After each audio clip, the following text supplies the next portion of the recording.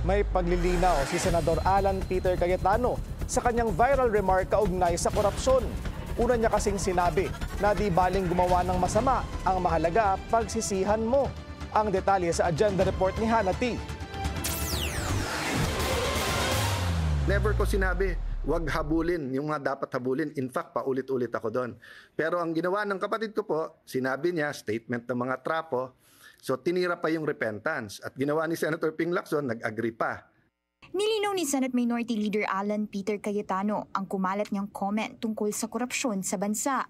Sa isang Facebook Live kasi, sinabi niyang ang lahat ay guilty sa vote buying, cheating, stealing at lying, at mahalaga ang repentance o pagsisisi.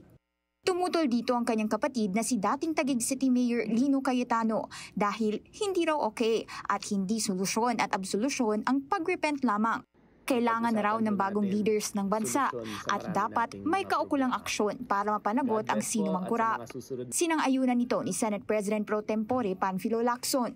Pero paliwanag ni Senator Cayetano, ang pagsisising tinutukoy niya may kaakibat na accountability. Anya, matagal na raw niyang nilalabanan ng anumang uri ng korupsyon at ang pagtatapos ng kulturang ito kailangan ng whole-of-nation approach. At para siguraduhin ito, kailangang maparusahan ng sinumang sangkot dito.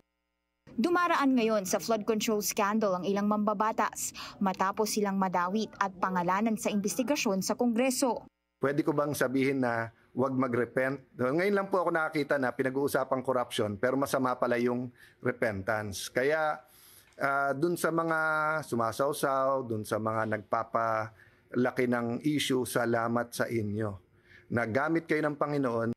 Malinaw naman daw ang full video ng kanyang FB Live na anya'y pwedeng panoorin ng sinuman at huwag sanang itwist ang naratibo ng kanyang mga pahayag. Paalala ni Cayetano sa lahat, nagsisimula ang masusing pagbabago ng isang sistema sa pagkilala ng kamalian. Para sa agenda, Hannah T, Bilyonaryo News Channel.